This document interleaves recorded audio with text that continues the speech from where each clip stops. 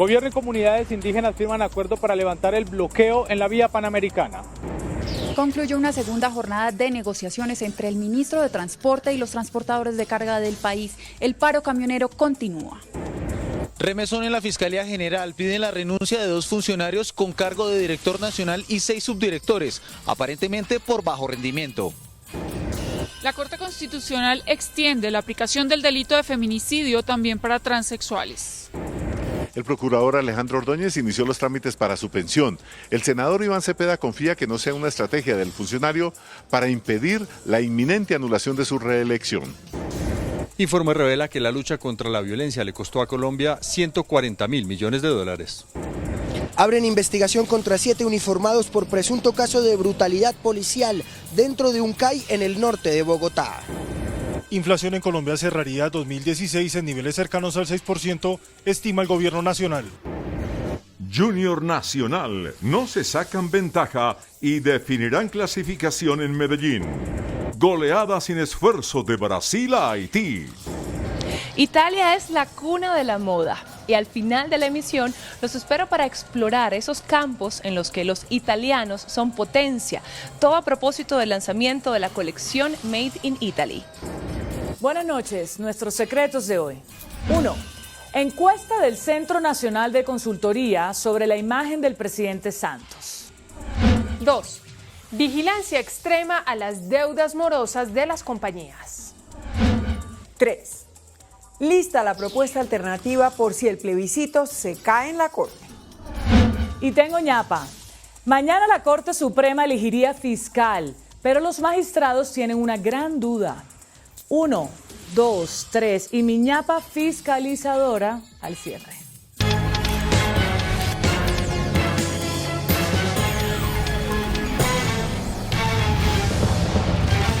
Buenas noches. El gobierno y las comunidades indígenas del Cauca llegaron a un acuerdo para desbloquear la vía panamericana que comunica a Cali con Popayán. Durante 10 días estuvo interrumpido el tránsito debido a la protesta que adelantan campesinos e indígenas. Después de varias horas de discusión en la hacienda La María en Piendamó, Cauca, el gobierno y consejeros de la ONIC y del CRIC firmaron el acta donde se oficializó el levantamiento de los bloqueos de la vía panamericana.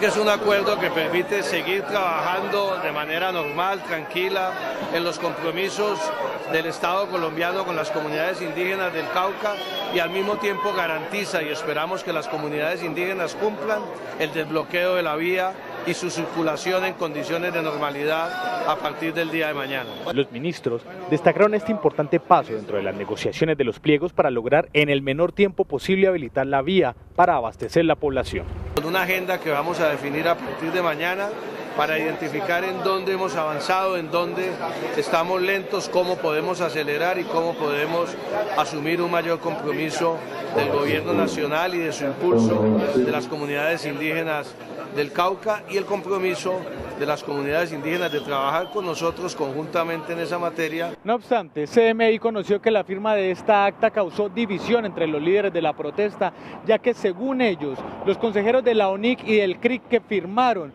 no le consultaron la decisión a las comunidades de base. A esta hora se realiza una reunión extraordinaria en el sector El Pital, zona rural de Caldono, Cauca, donde la comunidad en pleno toma la decisión sobre si se acogen o no a lo pactado con los ministros esta noche. Y hace pocos minutos concluyó un nuevo encuentro entre el gobierno y camioneros en búsqueda de un acuerdo que permita levantar el paro. Lorena Granados, buenas noches. Conclusiones de la reunión. Buenas noches, Inés María. Acaba de concluir la reunión entre el ministro de Transporte y los transportadores de carga. El paro continúa. Mañana el ministro estudiará las propuestas expuestas hoy por los camioneros en materia de fletes, combustible y chatarrización. Sin soluciones, terminó una nueva jornada de negociación entre camioneros y el ministro de Transporte. Los camioneros expusieron sus propuestas y el ministerio las estudiará mañana en la mañana. Queremos darle solución a todos los puntos que expusieron los camioneros de Colombia. Esperemos que mañana se logre para poder que se pueda levantar el paro. Estamos empeñados en un diálogo franco, sincero. Volveremos mañana a las 2 de la tarde, luego de que ambos grupos estén, gobierno y nosotros, estemos documentando lo respectivo. Los planteamientos de los camioneros se centraron en materia de actualización de fletes, el replanteamiento de una política de chatarrización y una rebaja de 1.200 pesos en el galón del combustible. Por otro lado, los transportadores aseguran que su posición en la actualización de fletes y chatarrización es inamovible y al respecto, Colfecar, que no apoya el paro, comparte la opinión de los camioneros de la necesidad de replantear la política de reposición de vehículos. Hay que replantear el esquema de la reposición, hay que replantear el esquema y sacarlo del Ministerio de Transporte a efectos de que se pueda transparentar y a efectos de que pueda ser un mecanismo realmente de modernización del parque automotor en Colombia. De 300.000 vehículos de carga que hay en el país, 110.000 tienen más de 20 años, el límite de su vida. Mañana entonces continuarán las negociaciones entre el Ministerio de Transporte y los camioneros hacia las 2 de la tarde. Es toda la información desde el occidente de Bogotá. Lorena Granados, CMI, La Noticia. Seguiremos pendientes, Lorena, muchas gracias. De otra parte, en alerta permanecen las autoridades en Santander tras descubrirse una fisura en la represa del municipio de Vélez. Fallas de diseño y estructura y problemas de sedimentación serían, según las autoridades civiles, las causas del colapso de esta represa en el municipio de Vélez, Santander, que anoche reventó sus ductos, generando emergencia en 3 municipios. Se evidenciaron algunas falencias en el proceso constructivo, fallo de la tubería central que drena la represa, el empleo de unos materiales que en su momento no considerábamos convenientes para el llenado del muro. La emergencia obligó la evacuación de más de 100 familias de los municipios de Vélez, Chipatá y Websa al sur de Santander. El miedo era que se terminara de ir todo el muro y se generara una avalancha de lodo y de agua. Desvíos acelerados a quebradas y pozos artificiales de los más de 155.000 litros de agua contenidos en la presa serán las salidas de emergencia que se trabajan a esta hora. Las autoridades reclamaron a los organismos de control hacer efectivas las pólizas de garantía para reactivar su rediseño y reparación. El fiscal general encargado, Jorge Fernando Perdomo, solicitó la renuncia de 8 altos funcionarios del ente investigador por supuesto bajo rendimiento en sus funciones. El fiscal general encargado, Jorge Fernando Perdomo, pidió la renuncia de algunos funcionarios de alto nivel como consecuencia de un supuesto bajo resultado en los cargos desempeñados, al menos así se conoció oficialmente. Por razón de confianza, insatisfacción en los resultados y porque no se permitirán ruedas sueltas. De acuerdo con la Fiscalía, se pidió la renuncia de Caterine Hayek Puyana, quien se venía desempeñando en la Dirección de Asuntos Constitucionales, un director nacional y 6 subdirectores nacionales. Caterine Hayek dijo que le sorprendió dicha petición. Luego de 2 años de trabajar en la Fiscalía, de dar importantes resultados y presentar denuncias, un día antes del proceso en la Corte Suprema de Justicia me piden mi renuncia, en tanto que la semana pasada una persona que está siendo investigada por presuntos hechos que yo puse en conocimiento del señor fiscal, la condecoran. Me sorprende y me indigna. Sostuvo que no se puede cuestionar su rendimiento. Los resultados están ahí, el país los conoce. Siempre la posibilidad de la divergencia fue permitida en la entidad y esto yo lo aprecié. Tuvimos diferencia de criterio y esto yo lo manifesté en diferentes oportunidades. E ignoro si tiene que ver con un documento académico y teórico que presentamos con secuestrados y personas con las que lideramos la causa del acuerdo humanitario ante la Corte Constitucional sobre el tema del proceso de paz, los acuerdos especiales y la refrendación. Finalmente señaló que analiza la solicitud de renuncia elevada por la Fiscalía. La Corte Constitucional extendió los efectos de aumento de penas por el delito de feminicidio a la comunidad transexual. La Corte Constitucional decidió sobre una demanda contra la ley Rosa Elvira Celi que tipificó el delito de feminicidio y elevó las penas entre los 20 y 41 años de cárcel.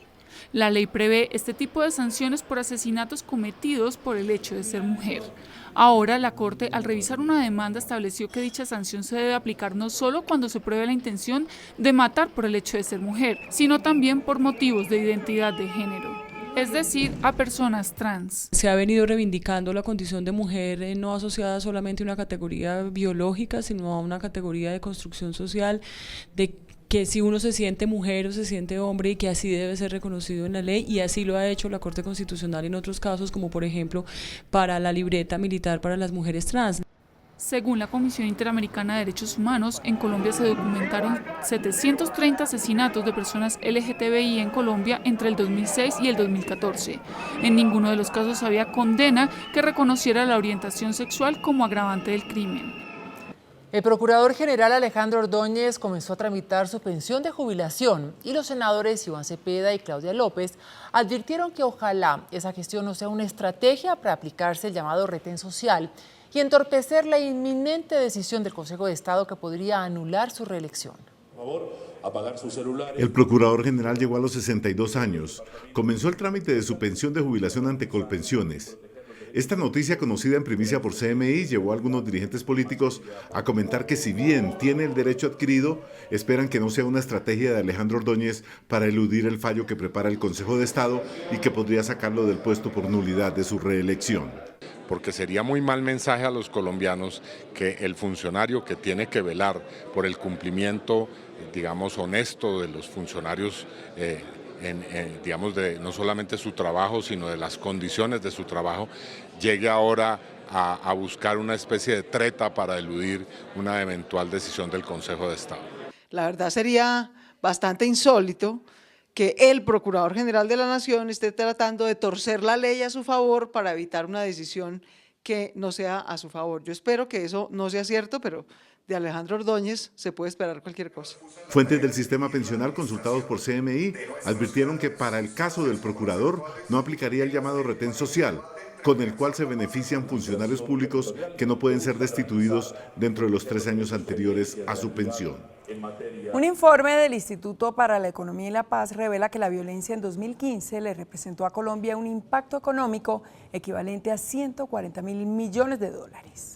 Así quedó consignado en el Índice Global de Paz presentado hoy por el Institute for Economics and Peace, el cual señala que la violencia le costó a Colombia el año pasado cerca de 140.000 millones de dólares, algo así como si cada colombiano hubiese tenido que poner $2.919 para combatirla. Según el informe, en el top 10 de los países con mayor impacto económico por la violencia, el cual encabezan Siria, Afganistán e Irak, Colombia figura en el 9º puesto. Esta cifra significa un aumento del 53% en el gasto para contener la violencia comparado con el 2008. Por otro lado, el estudio destaca la mejoría de Colombia en más del 20% de los 11 indicadores internos de paz que analiza. Entre ellos están el número de muertes por conflictos internos, inestabilidad política y la lucha por conflictos internos. La Defensoría del Pueblo advirtió que 7.300 internos de 23 cárceles del país no reciben ningún tipo de atención médica. A un mes de haberse declarado la emergencia carcelaria, la Defensoría entregó un balance de la deficiente atención en salud.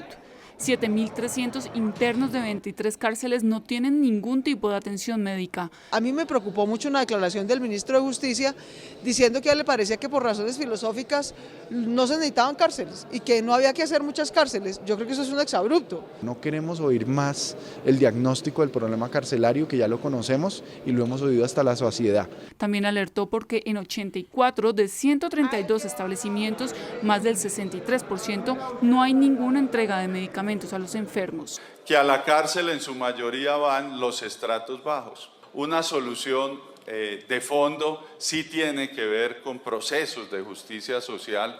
Según la Defensoría, han muerto 4 internos por falta de atención médica en La Picota y 45 pacientes diagnosticados con VIH en La Modelo no reciben medicamentos. Pero también en las cárceles, con el cambio en el sistema de atención médica, se perdieron varias historias clínicas de los reclusos. En las cárceles del país hay 2.835 enfermos graves y otro monto casi igual con problemas psiquiátricos, pero de los cuales no tienen información médica porque sus historias se perdieron. No tenemos información de historias clínicas de los internos. Caprecon tenía alguna información, pero realmente no hizo entrega de esa información. Ahora tendrán que volver a reconstruir una a una cada historia médica. Ahí hay unas estrategias que está adoptando la USPEC con la fiduprevisora para que se garantice la continuidad de la atención de esta población. El INPEC y la Unidad de Servicios Penitenciarios y Carcelarios deberá crear un sistema de información que les garantice que este tipo de pérdidas no se volverán a presentar. El director del Cuerpo Técnico de Investigaciones de la Fiscalía, Julián Quintana, alertó al Congreso sobre la excarcelación de 14.000 internos si no se tramita antes del 5 de julio un proyecto para evitar la salida masiva de los reclusos. La La dirección del CTI reveló que de no tramitarse a tiempo, la ley que busca frenar la excarcelación masiva de internos, más de 14.000 personas saldrán de prisión después del 5 de julio. 2.916 libertades serían por tráfico de drogas, 2.532 por hurto, 2.654 por porte de armas, 1.907 por homicidio, 1.028 por concierto para delinquir, 319 por violencia intrafamiliar y 267 por secuestro. Así que este plan de contingencia que está comprometido la Fiscalía, los ministerios, y yo también pienso que el Congreso es apresurado que salga con aprobación de prórroga de esta ley. El proyecto en trámite busca aplazar la entrada en vigencia de la ley que racionaliza la detención preventiva, con lo que las medidas de aseguramiento no pueden exceder los 2 años sin determinar su situación jurídica para los delitos graves. 7 uniformados de la Policía de Bogotá serán investigados disciplinaria y penalmente por propinarle presuntamente una golpiza a un detenido en el norte de la ciudad. ¿Escucha? ¿Y ahora quién nos va a pagar la moto que dañaron ustedes? En video quedó grabada la golpiza que un grupo de policías le propinó a un joven detenido por participar en una riña en el norte de Bogotá. ¿Qué era lo que lanzaba ya? Tras golpearlo con el cañón de la pistola, uno de ellos obliga a la víctima a recoger una bala del suelo. ¡Rápido, mira la otra ya! ¡Falta otra, marica! ¡Rápido! Y con el mismo proyectil lo amenaza con jugar a la ruleta rusa. Vamos a jugar la ruleta rusa, listo, a ver quién va a pagar primero la moto que no daña. Uno de los muchachos que estaba en el calabozo grabó. Por cuestiones de seguridad, pues obviamente el muchacho no va a salir a denunciar porque pues tiene miedo de las represalias de la policía. Se ordena la apertura de una investigación que esperamos máximo en 24 horas poder estar informando los resultados de la misma. Los procesos disciplinarios y penales desencadenarán la destitución de por lo menos 4 de los 7 uniformados que estaban presentes. Brutalidad policial, esto no se puede permitir. Los hechos se registraron la madrugada del 5 de junio en el CAI El Codito. Médicos del Hospital Militar extrajeron a un soldado profesional una granada que se incrustó en su rostro. La cirugía se adelantó en el parqueadero del centro asistencial. El soldado profesional Leonardo Luna tuvo que soportar más de 10 horas de dolor y miedo con una granada incrustada en su cara. Al llegar al hospital militar, los médicos armaron un quirófano en el parqueadero para evitar el riesgo de una explosión. Y esto es una situación inusual porque normalmente en cirugía el que está en riesgo por lo general es el paciente, pues en esta circunstancia no estaba solamente en riesgo el paciente, sino todo el personal médico y asistente que estaba al servicio del paciente. Dentro de la sala de cirugía improvisada, expertos antiexplosivos guiaban los pasos de los médicos para evitar un accidente. Esto se debe hacer con el personal de antiexplosivos y es una condición obligatoria. El soldado fue trasladado por tierra desde Arauca, donde sufrió un accidente en un entrenamiento.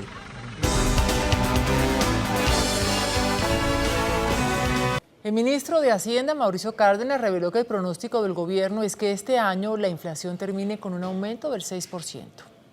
De acuerdo con el Ministerio de Hacienda, los 2 aspectos que presionaban al alza la inflación muestran una tendencia bajista, por lo que se estima que el índice de precios cierre el año en niveles cercanos al 6%. Uno de ellos, el precio del dólar, que en la última semana bajó considerablemente y ya está por debajo de los 3.000 pesos. Que nos ayuda a controlar la inflación, que es hoy la principal preocupación de los colombianos, de las familias, del gobierno, que controlemos esa inflación. Frente a los alimentos, consideró que la culminación del fenómeno del Niño reactivará al sector agrícola, aumentando la oferta de productos. El fenómeno del Niño, que es el que había afectado las cosechas, ahora están las siembras nuevamente y esto va a permitir que bajen los precios de los alimentos. Esa es la expectativa que tenemos. Se espera que la inflación retome al rango meta del Banco de la República en 2017. Los gremios económicos manifestaron su desacuerdo con la propuesta de la Comisión Tributarista de aumentar el IVA del 16 al 19%.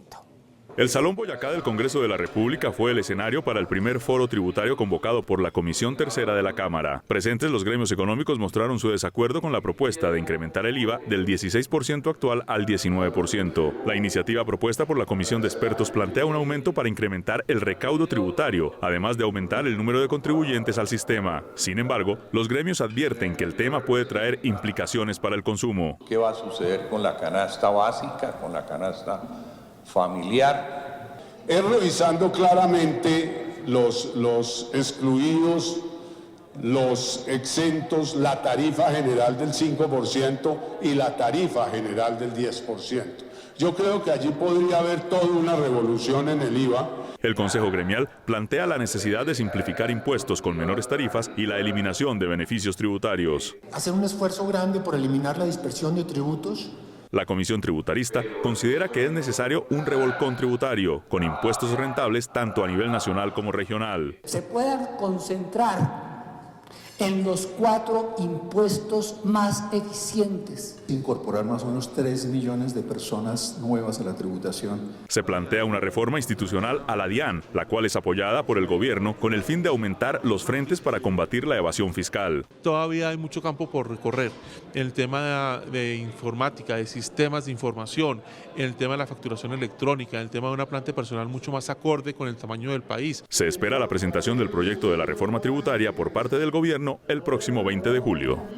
El índice de capitalización de la bolsa que mide el comportamiento de las 20 principales acciones cerró al alza. El índice de capitalización de la Bolsa de Valores de Colombia subió 1,34% a 1.333 puntos. La acción de Canacol Energy fue la que más subió con una valorización de 3,54% a 10.540 pesos. La acción de Corfi Colombiana fue la que más cayó con una pérdida de 1,75% a 38.160 pesos. La acción más transada de la jornada fue la de Preferencial Bancolombia al movilizar más de 24.000 millones de pesos. El precio del dólar cayó 45 pesos. Indicadores económicos del día en CMI. La tasa representativa del mercado que regirá para mañana jueves será de 2.905 pesos con 23 centavos. Los profesionales del cambio compran la divisa en 2.850 pesos y la venden en 2.880 pesos. Un euro cuesta 3.345 pesos con 20 centavos. La libra de café en Nueva York se cotizó a $1 con 39 centavos. El azúcar se transó en 19,63 centavos de dólar la libra. El barril de petróleo WTI se cotizó en $51 con 51 centavos. Una acción de Ecopetrol cuesta 1.450 pesos. El diseño y la moda son dos de las industrias que hacen de Italia una potencia. Después de comerciales haremos un recorrido por los productos que los hacen célebres en el mundo. A propósito del lanzamiento de Made in Italy, una iniciativa impulsada por el Ministerio de Desarrollo Económico de Italia. Ya nos vemos.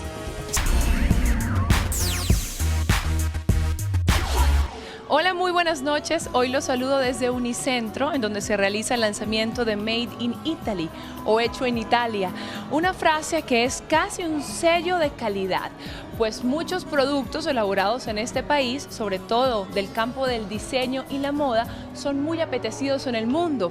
Hoy exploramos esas tendencias que desde Italia llegan a Bogotá. Una selección de productos representativos de Italia componen esta colección, que con el auspicio del Ministerio de Comercio Exterior italiano promueve el diseño en ropa, mobiliario y mesa.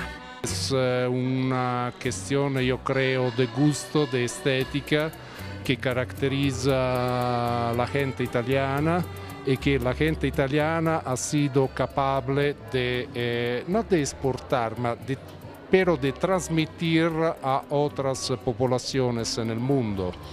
Entonces es de buena suerte que ahora aquí en Colombia, yo creo que Colombia tiene una gran gana de Italia, de lo que Italia representa en todos los sectores. Pero ¿por qué el diseño italiano es tan valorado en el mundo? Yo creo que el proceso artesanal, todo hecho a mano, es exclusivo, no hay ningún tipo de máquina ni nada impreso, simplemente son, digamos que personas haciendo todo manual. En una pasarela se vislumbraron las tendencias en moda con prendas diseñadas en colaboración entre Falabella, Paco Rabanne y Christian Lacroix. Son 20 piezas para la colección de mujer. En materiales tenemos lanas, tenemos metalizados, hay muchos tops de colores fuertes, mucho calzado que es como un sello de garantía de la cultura italiana en cuanto a la moda, y tenemos bolsos. En cuanto a los hombres, la propuesta es más que todo suits, trajes, gabardinas, camisas. El mobiliario con líneas limpias e inspiración mediterránea, diseñado y confeccionado en Milán, destacó en la colección. Y si Italia es la meca del diseño en el mundo, Medellín lo es en Colombia. En esta ciudad, estudiantes del SENA confeccionaron el bolso en cuero más grande del país. En Medellín, 33 aprendices del SENA construyeron una cartera gigante. Mide 3 metros de largo, 4 de alto y pesa 300 kilos. En su interior caben 20 personas. La idea era hacer el bolso de cuero más grande del mundo, un sueño del diseñador Romario Embus que se volvió realidad después de meses de trabajo. Existe el zapato más grande, la billetera más grande, pero no existe en el mundo el bolso más grande del mundo elaborado en cuero. Entonces surge la idea de allí, empezó a hacer el diseño, obviamente entonces lo aprobamos. Se gastaron 8.500 decímetros de cuero, 60 carretes de hilo, pegante se gastó 8 galones de pega. El bolso está postulado para ser reconocido como el bolso de cuero más grande del mundo. Las evidencias ya se enviaron al comité evaluador del Guinness Records, quienes darán su respuesta en 3 meses. Sigue siendo pionera en la movilidad de los ciclistas y ahora mucho más con la presentación de un proyecto que une este deporte con la diversión del cine.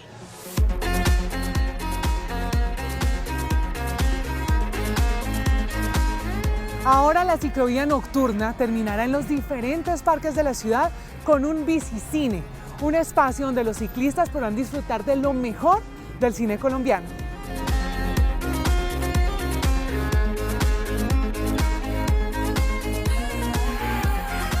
Este tipo de iniciativas son geniales porque muestran como una alternativa para las personas que andamos en bicicleta, como que nos abren las puertas diciéndonos, hey, también se puede ir a cine en bici, también se pueden hacer cosas diferentes, muy divertidas. El bicicine es algo muy chévere para la ciudad porque es una nueva experiencia que conecta a las personas pues a través del cine, ¿no? Obviamente es una excusa para que mucha gente que se moviliza a través de transporte limpio tenga como un nuevo espacio cultural en la ciudad. Hoy me despido desde Unicentro en Bogotá con el lanzamiento de Made in Italy, deseándoles que tengan una muy feliz noche. Nosotros nos vemos mañana. Chao. Después de la pausa, nuestros secretos de hoy. 1. Encuesta del Centro Nacional de Consultoría sobre la imagen del presidente Santos. Vigilancia extrema a las deudas morosas de las compañías. 3. Lista la propuesta alternativa por si el plebiscito se cae en la Corte. Muñapa, mañana la Corte Suprema elegiría fiscal, pero los magistrados tienen una gran duda. 1, 2, 3 y Miñapa fiscalizadora después de comercial.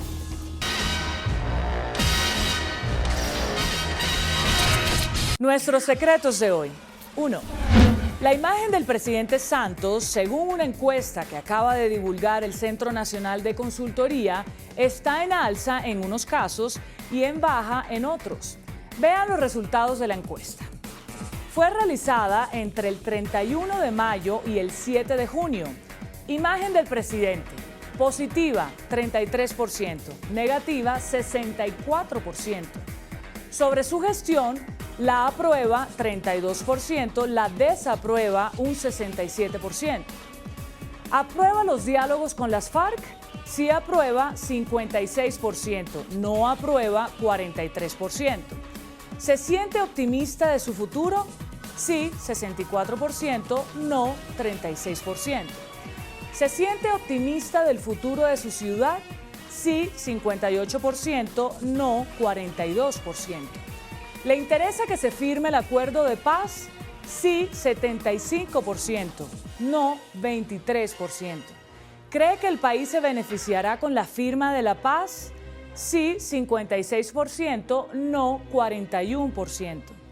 ¿Se justifican los esfuerzos del gobierno para lograr la paz?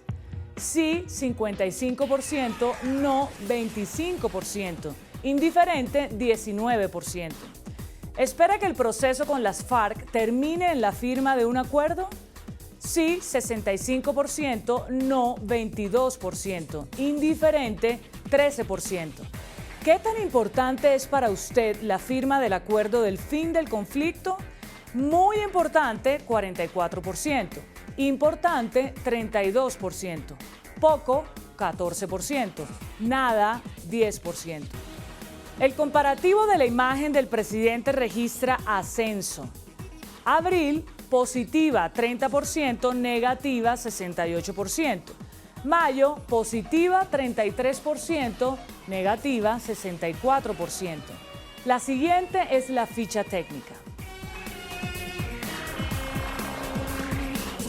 2. Varias empresas que pasan las duras y las maduras para pagar sus deudas en mora con cientos de acreedores serán objeto en los próximos días de inspecciones judiciales especiales. Por orden de las supersociedades, un grupo especializado de esa entidad adelantará un operativo de inspección para revisar con lupa los libros de las compañías y el estado de sus cuentas bancarias para verificar el cumplimiento de pago a sus acreedores.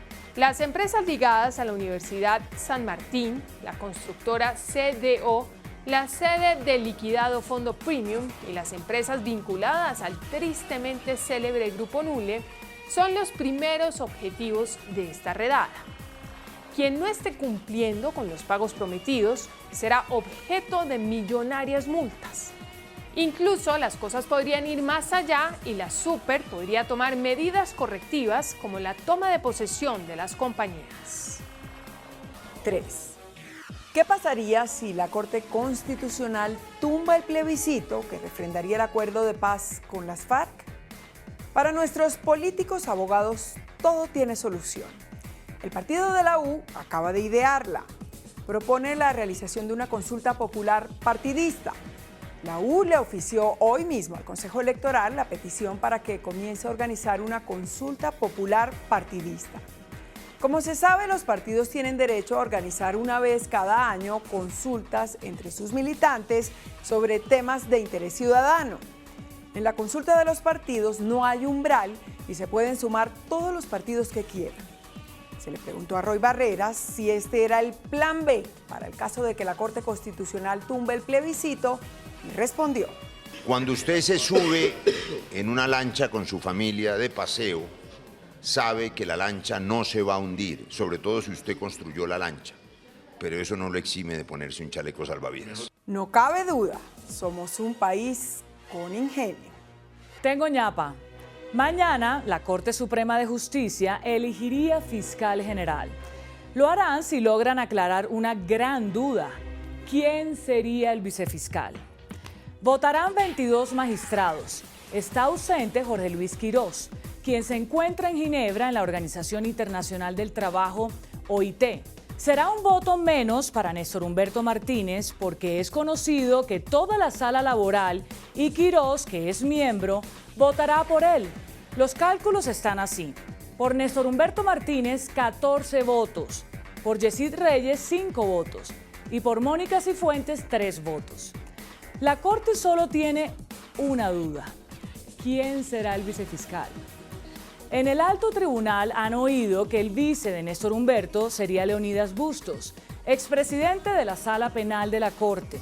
Y ese rumor los tiene con los pelos de punta por la terrible división que Bustos originó en la Corte y que solo se remedió con su retiro.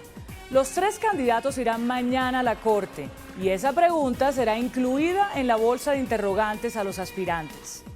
Querido Néstor Humberto, ¿qué pasará si a usted le toca esa pregunta? Hasta mañana. Que descanse.